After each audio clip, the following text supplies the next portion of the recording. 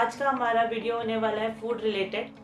आपको यहाँ पे सारी इन्फॉर्मेशन मिल जाएगी कि पपी के लिए कौन सा फूड देना है, क्यों देना है और उसका रेशो क्या होने वाला है। ब्राउनी आज यहाँ पे बैठी है वीडियो में, इसको बिठाना बहुत मुश्किल है, मुझे इसको रिश्वत खिलानी पड़ रही है, ट्रिप्स, इसलिए वो बैठी है।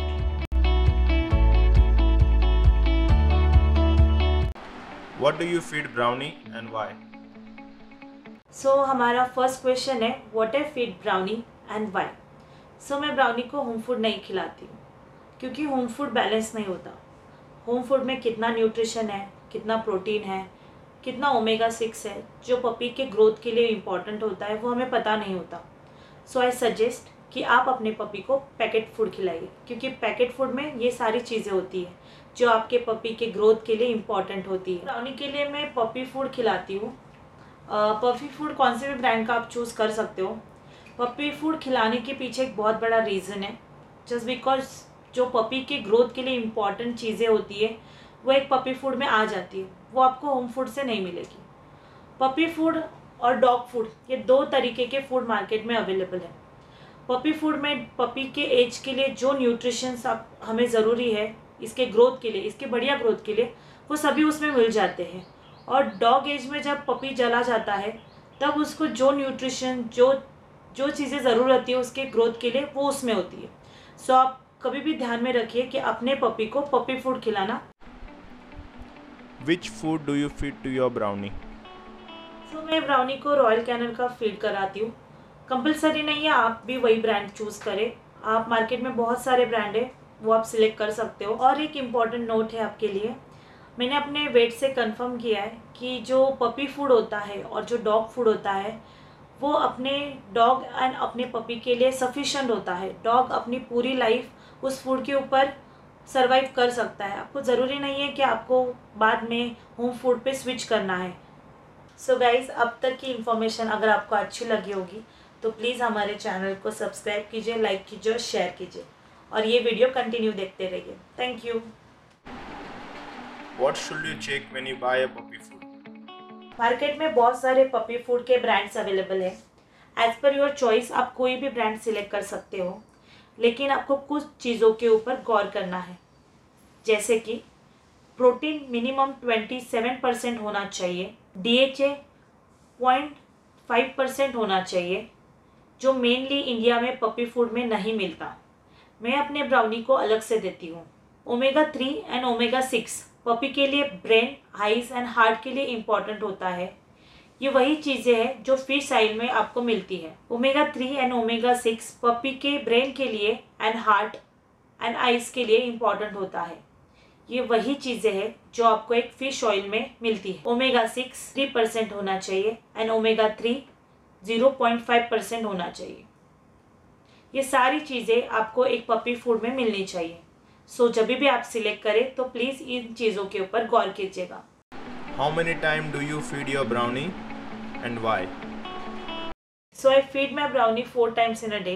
Guys, हम 4 टाइम ब्राउनी को खाना क्यों खिलाते हैं, इसका आंसर ये है कि 200 ग्राम्स बहुत ज़्यादा क्वांटिटी हो जाती है।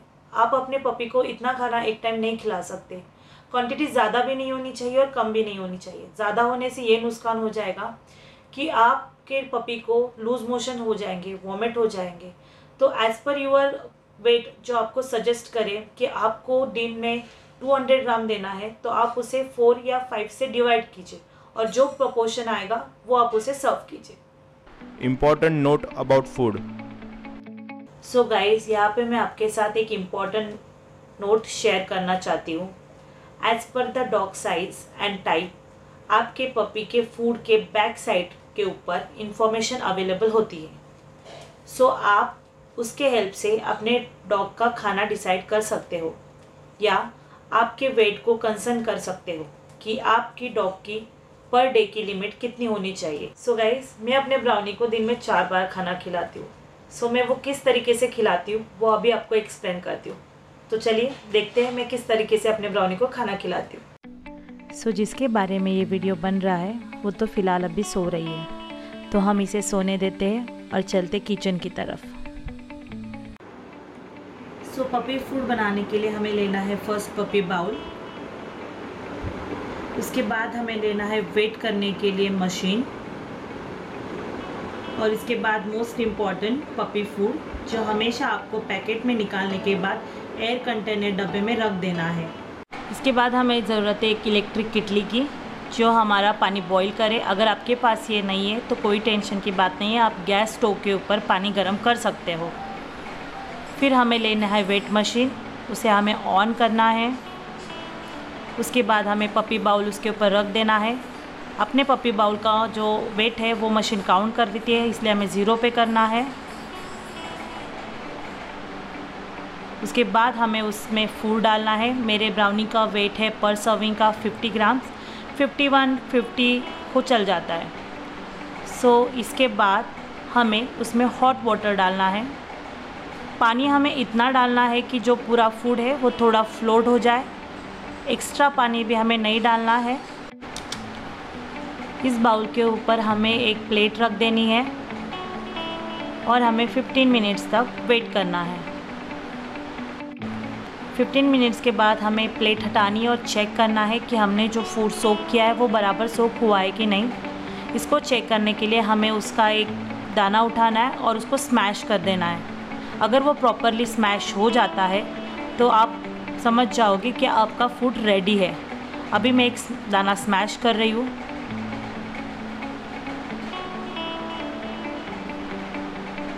अभी ये प्रॉपर कुक हो गया है। इस तरीके से हमें पूरा खाना स्मैश कर देना है और अपने पेट को सर्व करना है। पेट को खाना डाइजेस्ट होने में आसानी हो जाएगी। आई होप कि आपको समझ आया होगा कि अपने पपी को खाना कैसे देना है। How to change a puppy food easily within 14 days? So guys, puppy food changing का एक रूल होता है। अगर आप उसे फॉलो करोगे तो पपी फूड चेंजिंग में प्रॉब्लम नहीं आती। जैसे कि आपको 1st to 4th day new food 20%, old food 80% लेना होता है। Day 5 and day 7 new food 40% and old food 60%। जैसे डे बढ़ते जाएंगे आपको न्यू फूड की साइज़ इंक्रीज़ करनी है। जैसे कि 8 डे टू डे 10 आपको न्यू फूड 60%, ओल्ड फूड 40% लेना है। Day 11 to day 13 new food 80%, old food 20%। और last day number 14 new food 100%। अगर आप ये रूल फॉलो करोगे तो आपके पपी को कोई प्रॉब्लम नहीं होगा न्यू फूड एक्सेप्ट करने में। कभी कभी पपी को न्यू फूड एक्सेप्ट करने में प्रॉब्लम होती है, तो आप इस रूल को ज़रूर फॉलो कीजिए। सो गाइस, हम डॉग को तो ट्रैवलिंग में इजीली कैरी करते हैं, बट उसका फूड कैसे ले वो हमें समझ में नहीं आता, या हमारे पास उतना टाइम भी नहीं होता कि उसका कुक करके लेके जाए साथ में। सो यहाँ पे एक बेटर ऑप्शन है। ये मेरे पास रॉयल कैनन का फूड रेडीमेड ग्रेवी है, जिसमें छोटे छोटे चंक्स होते हैं, मीट या चिकन दोनों फ्लेवर में आते हैं। सो आप इसे कैरी कर सकते हो। ये लगभग सभी ब्रांड में मिल जाता है आपको। इसे बस आपको स्मैश करना होता है और उनको दे देना होता है। ब्राउनी को मैं ये रॉयल कैनन का देती हूँ, आप कोई भी ब्रांड ले सकते हो। इसमें 85 ग्राम का लिखा हुआ है, बट मेरे ब्राउनी का पर सर्विंग का जो वेट है वो 40 ग्राम है, तो मैं लगभग उसे आधा दे देती हूँ और उसके लिए वो सफिशिएंट हो जाता है। सो आप अपने डॉगी को कैरी कर सकते हो, उनके फूड का कोई टेंशन भी नहीं है इस रेडीमेड ग्रेवी की वजह से। सो आप कभी भी ट्रैवल करो तो ये रेडीमेड ग्रेवी ले जाओ साथ में। Okay, so guys, travelling food का सेकेंड पार्ट है रेगुलर फूड, जो डॉगी अपना रोज़ खाता है। उसे भी आप कुक करके पैक करके ले जा सकते हो, कोई प्रॉब्लम नहीं है। वो मैक्सिमम 7 to 8 आवर्स रह सकता है। तो आपके पास दोनों ऑप्शन है, ये रेडीमेड ग्रेवी भी और आपका ना डॉग फूड भी, जो आपके लिए बेस्ट हो वो आप कैरी कर सकते हो। From when can we start giving treats for our puppy?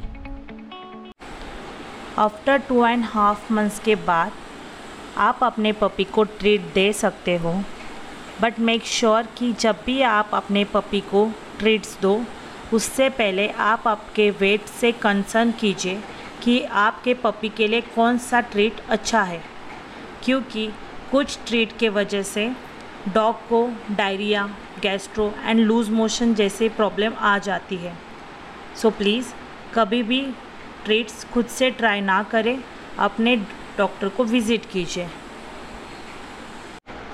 और कुछ नेचुरल वे में भी आप अपने पपी या डॉग को ट्रीट दे सकते हो, जो वेजिटेबल एंड फ्रूट्स के फॉर्म में आती है, जैसे कि मटर, carrot, blueberries, broccoli and strawberries. But make sure कि जब आप स्ट्रॉबेरीज़ या बनाना ऐसे कुछ फ्रूट्स दें तो वो शुगरी होते हैं, सो उससे कम क्वांटिटी में दें। जो वेजिटेबल्स फॉर्म में ट्रीट आप डॉग या पपी को दोगे उसे थोड़ा सा बॉईल करके दे दीजिए, और जो आप फ्रूट्स दोगे उसे रॉ फॉर्म में दीजिए।